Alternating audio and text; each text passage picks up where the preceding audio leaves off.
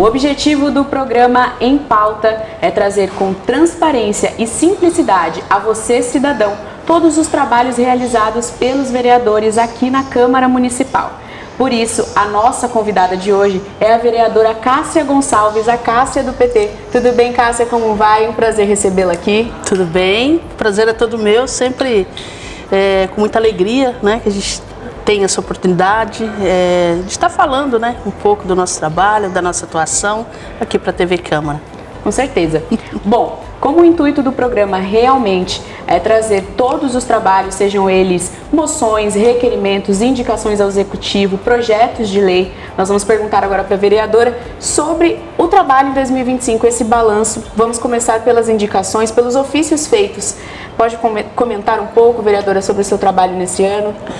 Olha, esse ano de 2025, primeiro mandato, acho que a gente produziu, né, nosso gabinete produziu bastante, né, num total de 165, somando aí os requerimentos, os ofícios, as indicações, e todos com uma importância muito grande, dialogando diretamente com o interesse da população, né? Ou em buscar informações, ou em solicitar serviços, muitos ofícios para Brasília, inclusive, né?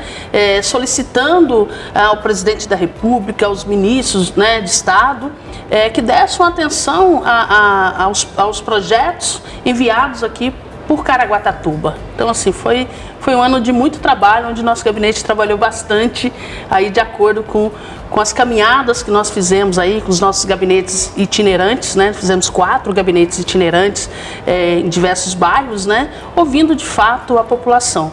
Então, foi importante.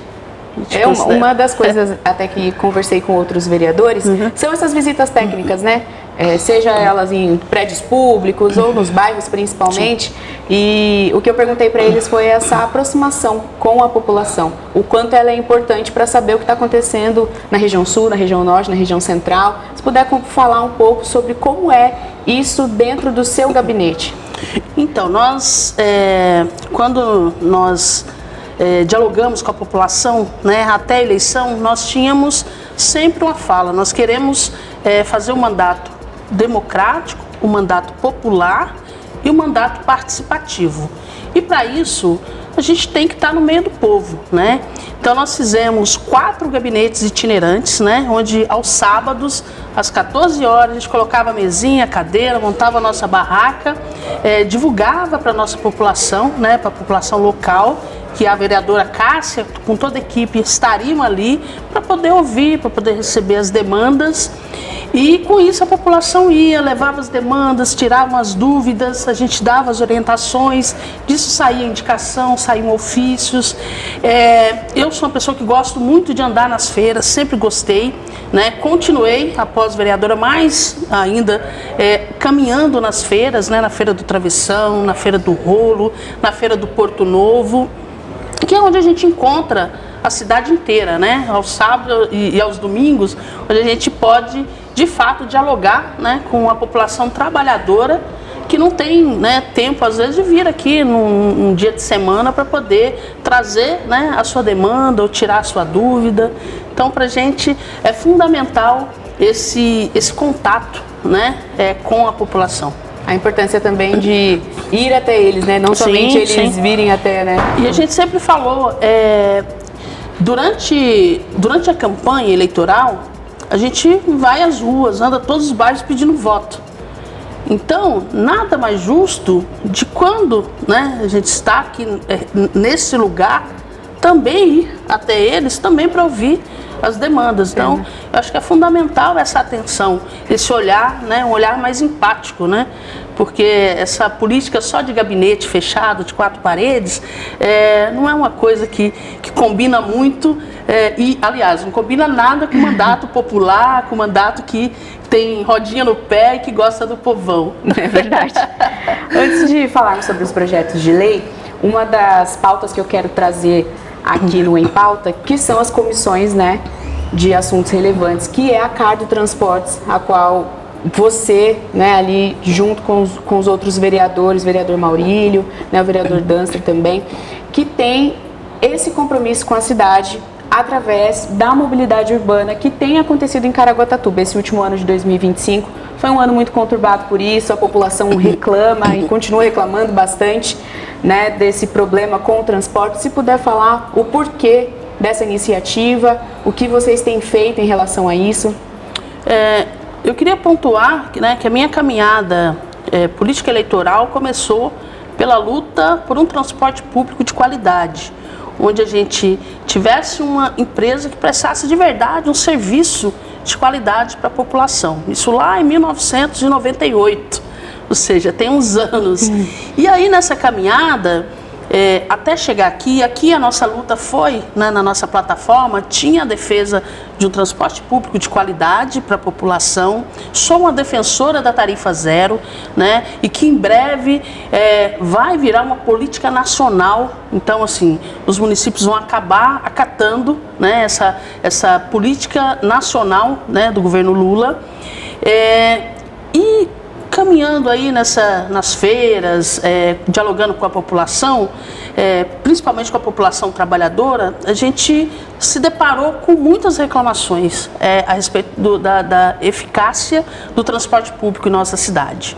E aí a coisa foi avançando até a análise do contrato, dos aditamentos, dos decretos, enfim, esse processo se transformou num processo de mais de 1000 páginas, né?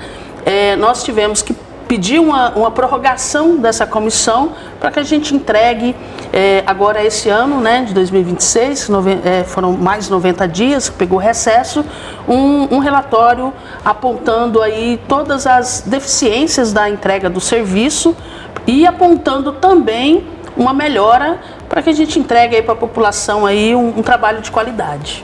E realmente um projeto que começou com a população reclamando se tornou um processo de 1000 páginas, né? Então a gente vê o quanto essa proximidade, como estávamos falando, com a população, ela é importante, né? O que a população traz é o que a população sofre, é aquilo que, né, os munícipes querem de melhoria, principalmente a classe trabalhadora, né? A gente sempre fala que quando se busca o transporte público, se contrata, ele é discutido aqui em cima, não é discutido com quem utiliza do transporte público, e sim por pessoas que não usam o transporte público. É verdade. Então se investe. E quando a gente iniciou a comissão, falou assim, nós vamos iniciar fazendo a escuta da população. Vamos ouvir quem de fato sofre na pele todos os dias a falta de eficiência desse serviço. É muito dinheiro para você investir num transporte que não tem qualidade, que não respeita de fato o usuário. E é dinheiro público, é dinheiro do consumidor, é dinheiro da população que paga os seus impostos. Então a gente precisa cobrar e fazer com que essas concessionárias devolvam um serviço de qualidade para a população. Com certeza. Vereadora, entrando agora para a pauta dos projetos de lei, um deles que a gente vai falar aqui dos que foram aprovados é do Estado Laico, que você tinha comentado. Se puder explicar para a população do que se trata esse projeto que foi votado aqui na casa. Então, esse projeto, ele foi uma sugestão do Movimento Brasil Laico, né? Então, nós aprovamos aí o dia, no calendário oficial do município, o dia do Estado Laico e da liberdade de culto. As pessoas perguntam, mas vão reunir, vão fazer um culto? Não, não é para isso. É para a gente fazer o debate da liberdade de culto e da liberdade de consciência. Ou seja, nós temos que debater que o Estado é uma coisa e a nossa crença ou a ausência da nossa crença é outra coisa. Não podem caminhar junto. O Estado ele precisa nos garantir esse direito de professar a nossa fé ou a ausência dela. Mas ela não pode interferir na nossa fé e a nossa fé também não pode interferir no Estado, né? Então, esse projeto ele tem como dia 5 de outubro, que é o dia da promulgação da nossa Constituição Federal, e nós fizemos a primeira atividade na Casa da Democracia, onde nós tínhamos religiosos, né, e pessoas não religiosas, né, a pessoas agnósticas. Então, assim, foi um debate muito produtivo, né, e que a gente tem certeza que a gente vai conseguir ao longo de muitos anos, aí, diversos anos desse ano, do próximo ano, enfim, criar um movimento muito bacana a respeito aí da liberdade, do Estado laico, da liberdade de culto, dizendo que essas duas coisas são importantes, mas uma não pode interferir na outra. Uma é garantidora da outra, mas as duas coisas não podem se misturar como se fosse uma só. Tá certo. E, vereador, um outro projeto que eu quero trazer aqui, que foi a proibição, né, do corte de necessidades básicas, né, de fornecimento de necessidades básicas, que é a água, energia, que esse projeto que, na verdade, é uma regulamentação de uma lei já existente, né? Se puder explicar também pra gente. A gente vinha recebendo, e vem recebendo ainda bastante, reclamações, né, tanto da questão da energia, né, quanto da Sabesp.